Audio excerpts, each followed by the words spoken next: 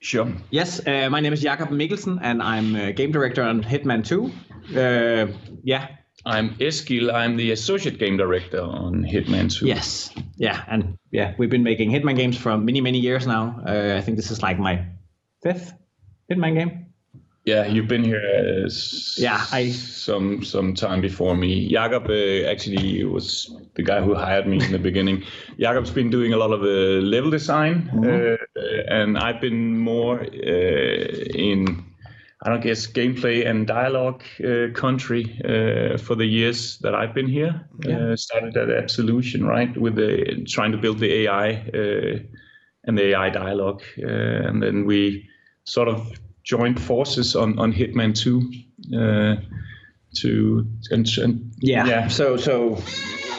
my journey has been like Hitman Contracts, Hitman Blood Money, Kane and Lynch, Hitman Absolution, 2016, right? and then now 2 as game director. On 2016, I was the kind of the track owner on the Paris level and the prologue.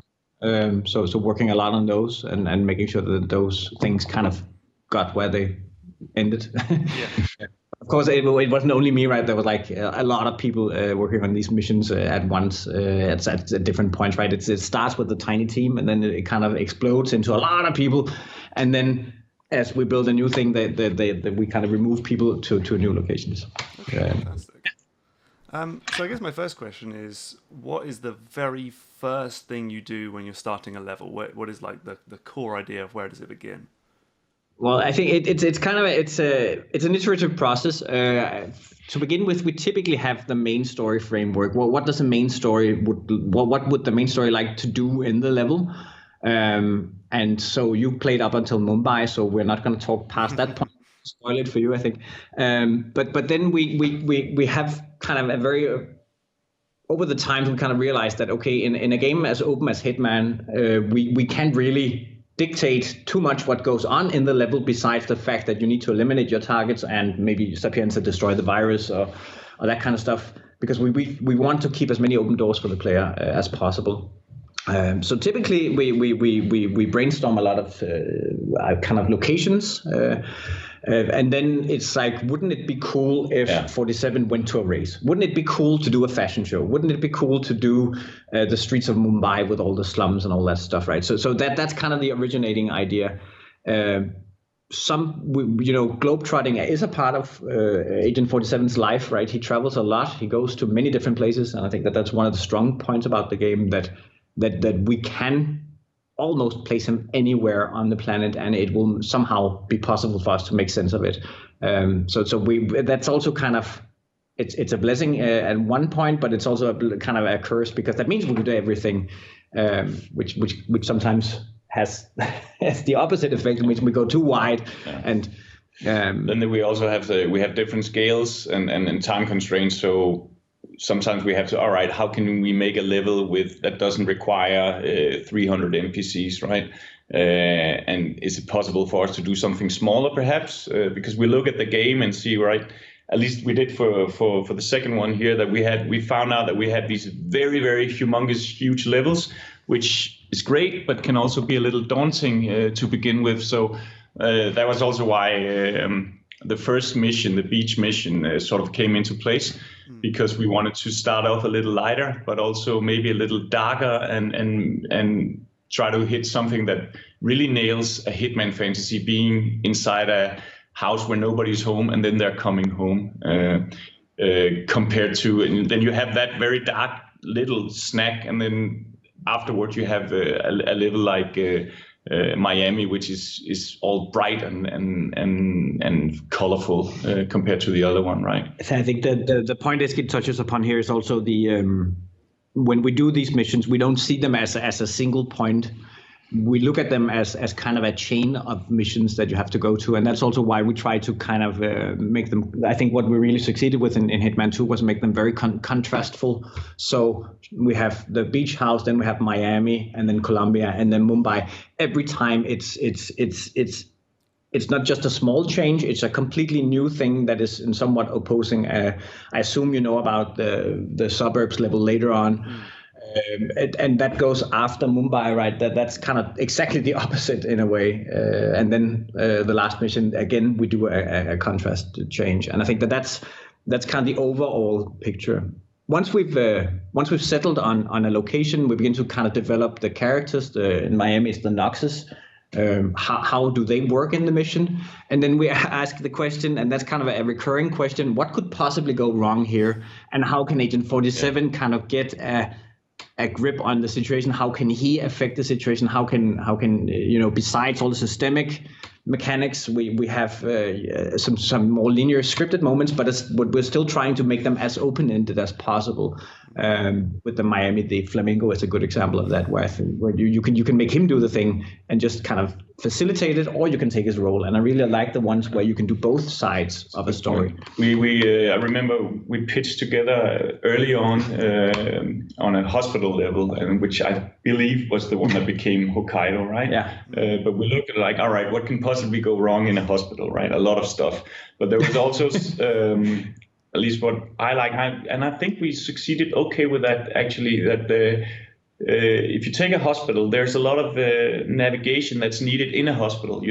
All right, I know we don't have the lines on the floor. We actually do have the walls. Yeah. All right, but at least if the player should be able to navigate just looking at inside the world, looking at, it's this way to the operating room, stuff like that, right? So we're trying to also look at this would really fit and be helpful on a level for the player, right? Yeah, and then from that point on, we have an idea about a location. We have an idea typically about what kind of event goes on. And then the targets begin to their life begin to get formalized. And then it's all about how big should it be? What locales do we need? What sub-locations are there in a given place? And then from that point on, we iterate like crazy. The more times we can actually boot up and start the level before we ship it, typically the better it gets. Because we get smarter all the time. You have an idea about a moment, then we play it, and then it's like, okay, it's not really, I can't figure out what to do, or the players can't figure out what to do. It doesn't really tell the story that it could tell, and then it's about moving every single board piece to, it's about finding the right position for all the pieces on the board. So everybody kind of can, not everybody, but you get the idea. So you can use them to your advantage when you're playing the game. And then it's also about giving you as much freedom as we possibly can without dropping you, kind of leaving you behind somehow. And I guess one of the really unique challenges about Hitman is that one level has to support so many different types of gameplay, from like suit only or sniper assassin or the challenges and things like that. How do you balance across so many different types of gameplay? I think throughout the years we've of course developed a lot of knowledge about how do we go about this. If you go back to Absolution, for instance, which was kind of checkpoint after checkpoint after checkpoint. So in Hitman Absolution, you could see it as, I think it was like 72 small, tiny Hitman challenges, in a kind of lined up in a row. And one of the things we did in that was where we began to develop some concepts about how do we block the player? When is it good to block the player? If you have a door and there's two people having a conversation in front of that door, then if you want to go through it stealthily, you either have to wait or you have to distract them and find a way to kind of make them stop talking, or you can kill them. And that's kind of the smallest pieces we have on the board. One of the things we also learned doing Paris, I remember that vividly. We were doing Viktor Novikov's behavior, and he has fairly kind of, compared to some of the other targets, he has a kind of a quite elaborate behavior, and it's very long. But one of the things we found out was that the second, at one point his path took him outside the palace into the parking lot outside, and he walked between two trucks for like 5 meters with a bodyguard tailing him. But everybody could get to him there, which meant that, okay, so if the second target is alone, he's going to die. That's a rule in Hitman. So that's why all the targets are typically padded up with other characters that you need to deal with or distract or eliminate before you can get to your target. So that's one thing. Suit only is interesting because we don't really have to do that much to actually make it work. That's true. I think no matter how hard we make this game, no matter how hard we make it, they will always find a way to beat it.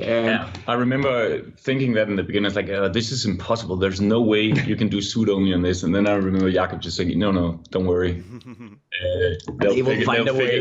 They'll figure. And fair enough, right? I haven't seen it yet that somebody hasn't pulled it off. It's like it's when we design the levels. Early on, we try to think about, okay, so what are the different playthroughs you can do? Because if you look at this if you look at a level as a map, there are so many routes that you can take. So typically we pick one and say, okay, this is gonna be my silent assassin playthrough, and then we kind of mentalize how would this play out? Okay, so you jump the fence, there's a guard. So you distract him using the generator, and then you climb into the kitchen, you find a disguise, and then from that point on you can move up.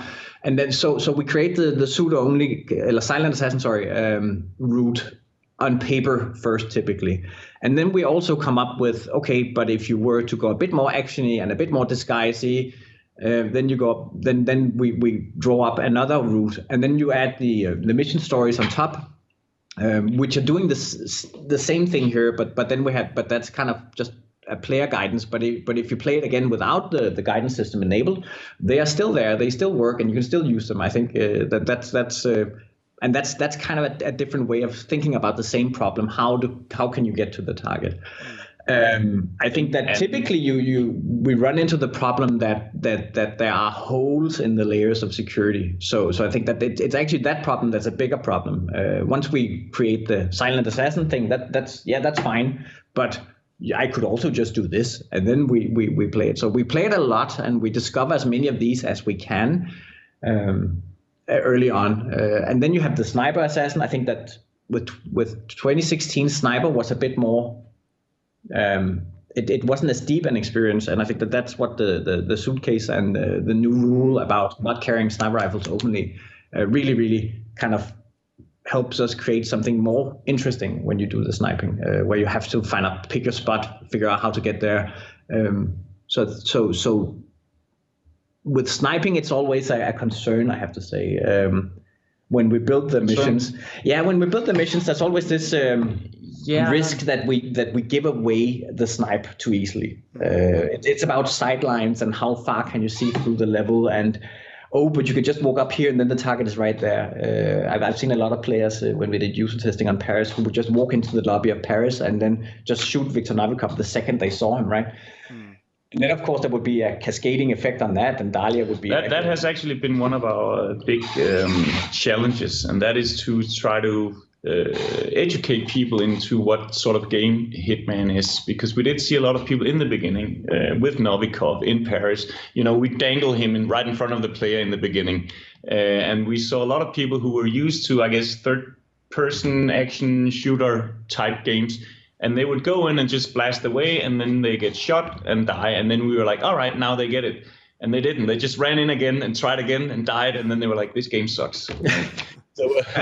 So it has taken us some effort to try to educate people in. And this is a different. You have to be more mindful than other games, right? Yeah. And then, of course, there's always the disguises. I think that they can also be pretty tricky, because all of a sudden you have a disguise that's just super powerful. Yeah. So there's a lot of work in balancing out the disguises, so they are not equal. Again, when we design the level early on, we kind of map out, okay, what people would be working here, what kind of disguises would be great. And then we have to figure out how are they kind of layered in terms of what gives you access to when, and then also how early do you meet them in the level? Because if the first disguise you meet is the best one, then it's like then we're wasting a lot of gameplay for no reason. But it's also a fine balance, right? Because there's also the whole how long time should it take to kind of wrap a mission in the first go, right? Because as you also point out in the videos you make, right, it's about you get to kind of master the location, and then when you just know everything, right, that's when you kind of get these kind of, it feels like a victory lap more than an actual challenge. Yeah, kudos on I've watched it quite a few times. The art of repetition, I think you call it, and it's very true that at one point it clicks for you, right? And you start you start almost dancing through the level because you know everything about it, right? I think one of my favorite moments in that regard is there was this elusive target in Paris where there was a party in the garden. I think it was one of the second or third. But Justin Bieber one. Not that one. The Sensation was called. Okay. All right. But there I used the knowledge about the opportunity in Dahlia's office that would remove the guard from up there. So I had a sniper vantage point all of a sudden. And I think that's to me the kind of where I can use all the knowledge I have about this location and then kind of exploit it at my own winning, right? It's one game. So. You were saying about when you get a disguise, you kind of like open up like almost like another layer of the level. Do you see levels in any kind of like visual metaphor of like it's in layers or tiers or in a spiral or anything like that? Yeah, we have different concepts. We have kind of it's called the snail house typically. The Swiss cheese, right? The snail house is the kind of layout, and then it's a Swiss cheese on top because of the many holes, the many connections. It's like IKEA, right? They have this path through their store, and then there are loopholes all over the place when you know them. The first 3 times you walk down the aisles, you think you're kind of in a linear funnel, but then eventually you discover all the tricks. And we hide them in clever ways as well. Like Miami, for instance. It took me a long time to actually, it's such a stupid thing, but there's the elevator shaft, and there's a yellow ribbon saying it's out of order, right? And I was like, it took me a long time. Oh, I can't go in there. And then suddenly, by accident, I moved in there. It's like, oh, shit, I can go all this. And then that's a great revelation. So we are trying to sort of not make them super obvious all the time. If we take the different terms, right, then we have a term called a fortress, which would kind of fit Paris. Mentioned in Sapienza as well, I guess. Right? Yeah, but the mansion in Sapienza is like it's a fortress, but then there's also a kind of the snail house around the fortress, right? So the Sapienza level is a smaller fortress, and then we have a target that stays inside the fortress. Is a fortress, it's a dweller. Mm-hmm. We have Novikov, he's a roamer. He's kind of all in the open, and yeah, so that those are some of the terms that we're using. We have snail house, fortress. There's also something about verticality we've been looking at. If you look at Paris and Bangkok, which are kind of two. Bangkok is 2 stacks of floor spaces, and Paris is 1 stack of floor space. Where Sapienza has 8 stacks or something, right? There's a lot of stuff going on in verticality in Sapienza, and then you have the kind of harbor connecting with the snail house. So the snail house is kind of a spiral that goes up or down. But then again, it's also, I'm personally very opposed to kind of rules dictating how things should be, because then everything is going to be the same.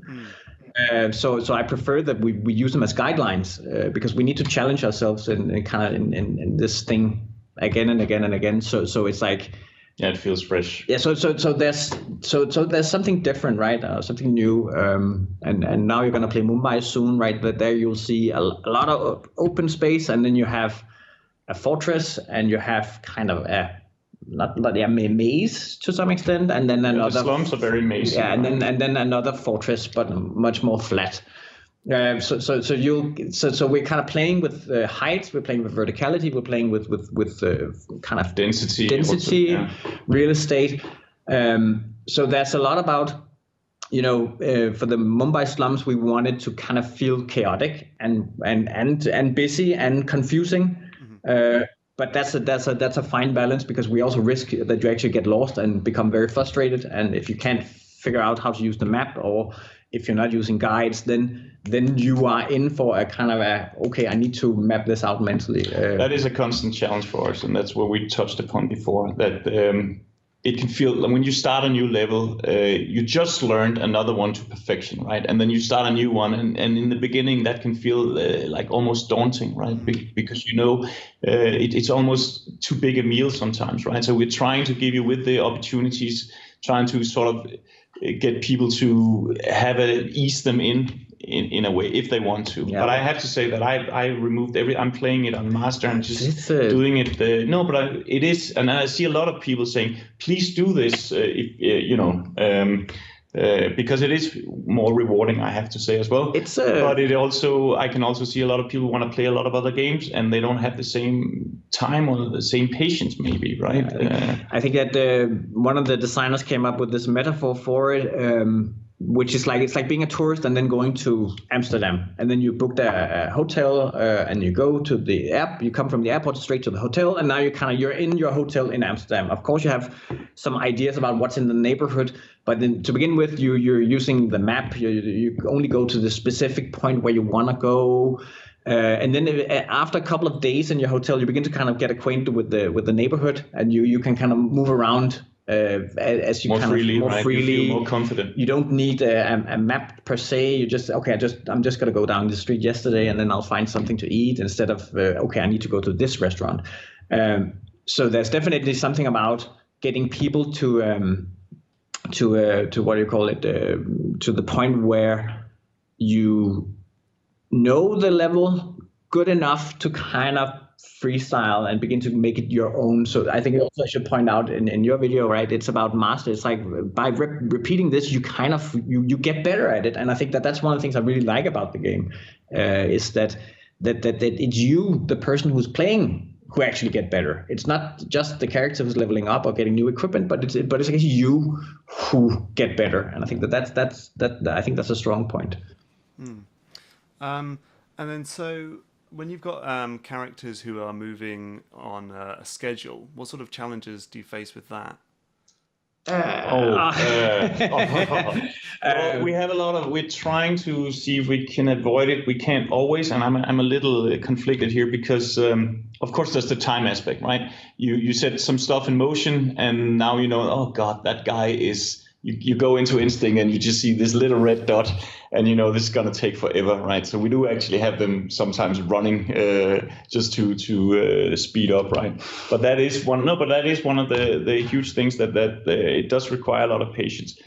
On the other hand of that, though, I will argue that this waiting is building tension, and it also, when you finally actually sit there, I mean, you can have like an awesome feeling if everything is just easy and they're just standing right in front of you, right? So when they finally come and you put everything into work and you actually pull it off, it's an amazing sensation, right? So it's I think it's a very, very good question, because it's one of these things where if you know as the player that something will happen, then you can build a plan on that knowledge, right? So if you know that hey, the fashion show is going to end, so Viktor Nabokov is going to be on stage at some point. If you know that up front, then you can make a plan for that, and it'll work. So on one hand, that's pretty good. On the other hand, we also get into this position where you will have to wait for this to happen. And then if you are gonna try something new, you either have to use your save games or you have to kind of wait it out. So often we try to make situations where you can shortcut the entire thing. One example in Miami is that you can disqualify Moses Lee and thereby ending the race and then getting Shera on the stage. And you can also disqualify Shera and then getting Moses on the stage and make that. So instead of trying to make it a kind of a thing that you have to wait for, or a limitation, then we try to turn it around and then make it something that you can also control to some degree. Yeah. It's also with the mascot, right? I think we do. And then the mascot to not have so much player pain. I guess if you go into the mascot opportunity, then the race, we are cheating, which we also hate, of course. But we we are ending the race a little earlier because, all right, there's a high chance that this player is now going for this. And if he has to wait for 15 minutes for the race to end for Sierra to come, that's going to be a not awesome experience, right? And another kind of challenge when you work with stuff that runs on a timer is that you always have there's always this moment just before and after the time runs out where if you are to blow up Sierra in her car, you place the bomb on the car, and then you want to stand on the grandstands, and then just on your way there, the race would end. Then you we just wasted your work, right? So and I think that's a challenge no matter what timer we use. There's always this risk that you just set up your stuff and then time runs out, or you just want to do something and then time runs out and then something else happens. So the timer can kind of destroy your planning. So that's one thing. I think it works really well in New Zealand because because when things run on a timer, it also when you play video games, you can get this feeling that right now the entire world is existing just for me. It's like, now I'm here, so this thing happens. Now I'm here, so this thing happens. And if when you come around the corner, the tank barges through the wall, and then there's lots of bullets flying. Yeah. So it's kind of very trigger boxed to your pleasure. And I think that's one of the things that makes this kind of living world alive, is that it doesn't. When we do moments where you are not kind of triggering stuff and things just happen, it's also one of these very strong, hey, the world is alive, and it is. It's actually doing its thing. The race in Miami will end when you wait. I see it very much you do some mischief or you kill some people in one end of the level, and suddenly you're somewhere else, and suddenly you see these guys dragging body bags, right? Where it's like you quickly in your head go, oh shit, that's because I did this thing earlier. Yeah. And that's where it really works. This Rube Goldberg machine we talk a lot about, right? And that really kicks in. So I think it's kind of to boil the answer down, it's like a double-edged sword, right? Because when the world doesn't care about you, it makes the world more alive, but there's also the risk that you're going to miss out on the action. Yeah. Interesting. How do you, when you come to like sort of making a level that's based on a somewhat real place, like a race course, how do you balance out like real world functionality, like having bathrooms and stuff like that, with making it be an interesting video game level at the same time? It's a mix. I think what we're going for is levels that are credible. Which means that when you are at certain events, there are certain kind of things you would expect. So in Miami, you would expect that there would be bathroom stalls, right? There would also be some backstage areas. There would be hospitality areas for the different teams. So that's, there is always this when we break down the location. So what would we expect this location to have? And then from that point on, it's about identifying the must-haves and nice-to-haves, and then because we also try very much to at least. Yeah, I think we do that. You would like as a player to. I mean, maybe a lot of people have been to a race, but there are certain areas where they've never been in, right? Like behind the scenes, and that's very exotic, and that feels really, really good to actually be allowed for the first time to sneak over the fence and see what's going on behind, right? Absolutely. But and then the trick is to turning it in. Once we have the idea that's going to be a paddock. How can we make gameplay happen in this area, right? The rules for trespassing are kind of systemic. The rules for disguises are systemic. We have different set pieces we can put in terms of fuse boxes and whatnot. And then it's up to the designers to then say, okay, They have this weird challenge of being the player's best friend and entertain him, and also being the player's worst enemy and kind of prohibit him from doing anything. But it's also about when they do a setup, then they put characters in. They talk to the writers about, okay, so who are these people? What are they talking about? What kind of narrative will this guy have in terms of, does he know someone? I think that's where we go into kind of the more drama part of this, where you have the person-to-person relationships going on. And I think that, every time we do flirting, then I think that's a very strong moment because people can relate to that. But at the same time, we have to remember that the player shouldn't be forced to listen to these. So we try to place them in ways so they're not necessarily blocking you, unless, as I said before, this is a guideline. You can also use it to block a door, and then give the player a worse door to go through easily. But if he wants to go through the hard door, then he needs to do something like this. So again, what is a rule of not blocking the player can also be turned around and used as a challenge all of a sudden. But then it's about, with the Swiss cheese, we try to avoid dead ends. So there's like, and typically toilets are dead ends. But most other rooms actually have at least 2 exits. So you're never stuck. There might be some challenge or some things you have to overcome, but you're never ever kind of at a dead end and you have to kind of turn around. Cool. So with Miami's probably my favorite level of Hitman 2 so far.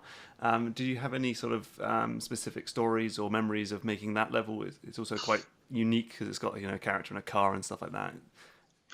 Yeah, well, I remember when it got pitched in the beginning, I was like, this is crazy that it's like the one game where you cannot drive a car, and then the first thing we want to do is like showcase cars, and is everybody gonna go, ooh, you can drive in the new game? And actually, I've been very surprised, or not surprised, luckily, happily surprised, that I've seen nobody expecting that, hey, shit, I want to drive the car, which is awesome.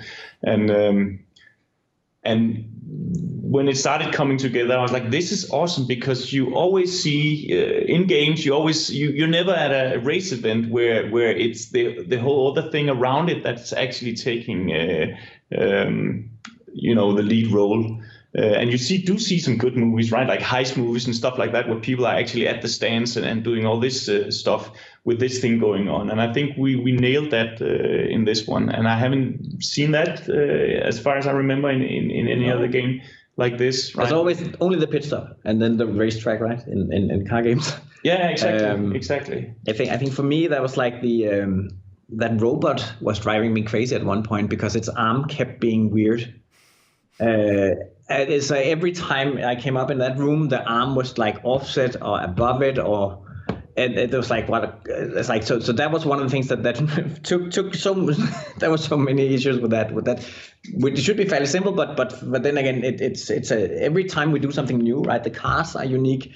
That was the first thing we attacked on that level. That was like, okay, so how are we going to do the race? And then we had to come up with the technical solution of how do we do the race, having stuff like Shara being in the car, so the car needs to be read in instinct, so you can look around, where is she? The problem is that you could throw people down on the tracks, and then the systemics would take over, and you would have guards on the tracks trying to body bag people while the race is in full motion. Right? Getting that prevented, and we also had I recall playing the level, and I couldn't find Shara. It's like, where is she? Is the race over? What's going on? And I looked in Instinct, I couldn't find her, and then it was because the car had driven so far away that it went out of Instinct range. So that was okay. So that's every time we do something we haven't tried before, we always discover new challenges and holes in the system. Getting that to fit to specs, which it doesn't. The size of the character was also the whole thing about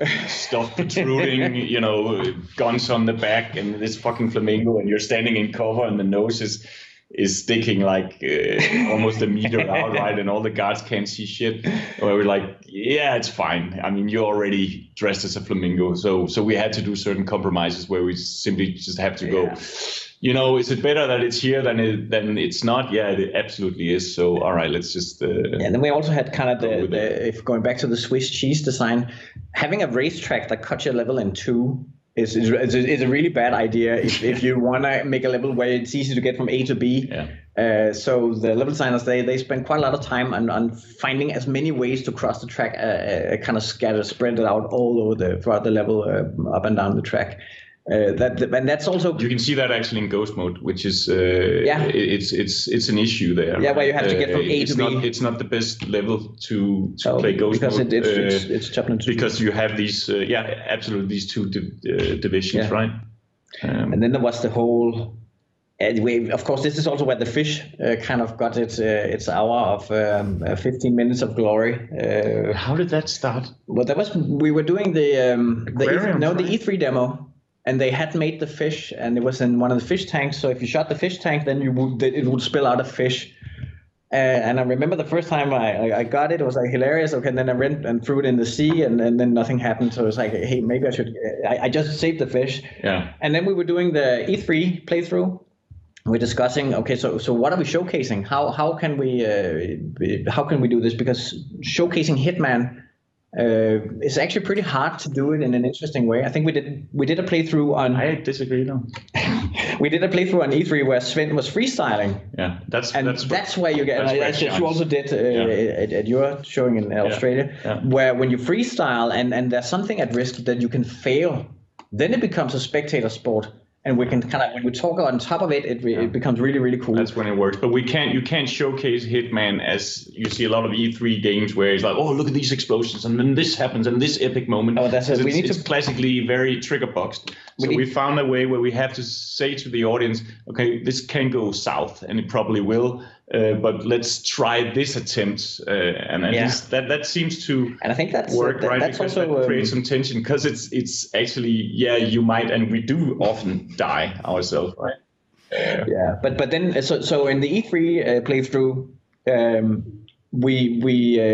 the fish came as a reaction to getting spotted in the kitchen. So we wanted to do the poison gameplay, I think it was at that time. Yeah. In the idea, and then you walk into the kitchen dressed as I can't remember, dressed as something that was in a disguise is not legal in the kitchen, and then the waiter would be like, hey, what are you doing? And you would pick up the fish and then slap one guy and throw it in the face of the other one. And that was kind of the idea about the moment. When people play it themselves, right, then of course we lose control over this. So when you went to the booth, there was a kind of a host that would kind of help you get the Hitman experience, and of course you could do, being a Hitman game, right? Yes, you can do other things. There was one guy who spent all his time in the E3 demo throwing an explosive on the racetrack in order to time it right to see if he could blow up the car. And he was very, very happy when he succeeded. But I think he spent like one session plus half another session. He somehow got trying to perfect this idea, right? So that's where the fish came into existence. And then when marketing saw the fish, then that thing kind of just ran its own course of events. And I'm super happy about the fish and what it did to the game. One thing I think is really clever about Miami is that Sierra doesn't win the race if you don't do anything. Yes. And then you have like all the stuff you can do on the podium, and you've kind of got to figure out, almost like a point-and-click adventure of like, I need to get her to win the race, or I need to stop Moses Lee. How do you kind of come to those sorts of decisions of like like I said, the Rube Goldberg effect of like one thing's going to affect the other? The race is interesting in that regard because she has been winning the race and losing the race and winning the race and losing the race. Like we went back and forth on that decision quite a lot. The reason was that I think there's two reasons for her losing the race. One, it is that if she wins the race, then every time she leaves the car, she would have to do the podium ceremony, which means that if you want to wait something out, you would have to wait for that on top of. So if you wanted to do something in her on foot part of her life, you would have to wait through in the entire race, podium ceremony, and then you would get to the bits that you needed for your plan. So by having her lose, we cut off that part of her life. So it's racing and then walking. And then we're back in the whole things happen on a schedule question you had before. Plus making it so that you can make the decision whether she wins or not. It puts you in power of what it is. It's like it's I think that's very Hitman-y and kind of very. It's like it's a mental. A lot of teasing. We like to taunt our targets as well. Yeah. Right? So now I'm gonna make her win, and then I'm gonna kill her. Yes. Right? There's so there's poetic justice in that as well. And then take him down. Like this. There were many iterations on that. We also had at one point an idea about a starting location that would fast forward time. So the starting location would have the race being ended. So if you chose that, you could. We never got around to actually making that, but that's one additional idea to kind of that. We had the same question in 2016. We had the destroy the virus objective in Sapienza, and we have the sodas in the hospital operating theater. Yeah, these stationary targets. These stationary things where you can't control the place but only the time. There's something there where I think we succeeded very well with sodas. The virus is a bit more tricky, but there are still ways of. It's a thing. It's been sort of like, the virus is boring, and I'm like. I think I think the cool thing about the virus is that someone found out that they could place an explosive in the garage above it, and then there's a stalagmite that will fall down when you detonate it. So just in the garage. You can take it out from the computer as well. I mean, I think there are a lot of ways, but it is. I mean, for a lot of people, apparently it became tedious for them that they always had to go down and do this stationary objective. I just think that it's framed so well and it's so James Bondy, and the whole going in there in your hazmat suit still works for me, right? I guess just my last question would be: is there anything else I need to know about if I was to go and make a Hitman level? What would be sort of the advice you'd give? I would say advice number one would be don't do it. Don't do it. No, it would be get your systemics in place, because everything, the levels are built into kind of two layers, right? There's the systemic mechanics underneath everything, and then the designers are using those to create their puzzles, and then they add custom, unique gameplay and unique dramas on top of that. But as the rule of thumb in designing a Hitman experience is that you should always expect that anyone. Now, let me rephrase that. Rule of thumb: anyone can disappear at any given time without anyone noticing it. That's the thing that kills most kind of level design setups that are not built properly. That is, Eskil and I were supposed to meet up for this interview with you, and then if Eskil doesn't show up, then we will just kind of get stuck. That's the thing that powers the entire experience. That is that train of thought that anything can go missing at any point without no one knowing. You need to solve that, and then there's a lot about nudging the player. It's like we are. I keep using this image, which is like it's like when you go to the supermarket, right, and you want to get milk. It's placed at the bottom of the store. If you want all the vegetables are in the front to make it seem fresh and give you a good sensation when you enter. And then you as you go deeper into the supermarket, then you think you make a lot of choices, but when you get to the crisps shelf, there's always the dip thing next to it, right? And so you buy the crisp. Oh, there's also dip, and then you kind of they made you buy that because they placed it there, right? And that is very, very much close to what we're doing when we create these locations. We invite you in, and we set up the moments in a way so you can kind of take advantage. But you know this, Mark, because you touched upon it so nicely again in this the art of repetition, where you talk about the gunpowder suddenly being, and of course when you finally find the cannon, there's a ton of gunpowder there. So it's not like, oh, I need it here, but it is just to nudge you, and to tell you, ooh, there's something else here, and the exploding golf will place that. Like, it's constantly giving you little promises, right? And little things little temptations, I would say. Yeah, we have a lot of that, right? And then there's also the notion that if we place an item in front of you, you will pick it up. If we put a button in front of you, you will most likely interact with it, right? And then once you get this first layer of knowledge about the location, then you begin to kind of freestyle. If you look at I remember playing Paris with a user test where we had kind of a seasoned Hitman veteran in, and he just looked at the front door and then he turned right, and then he began kind of circling around, finding other ways, because he kind of, okay, of course I can go in the main entrance. Whereas first-time players would just go in through the main entrance and then kind of roll with it from there, right? So that's a lot of tricks we're using in terms of guiding your attention around the screen, lighting, movement, that sort of thing.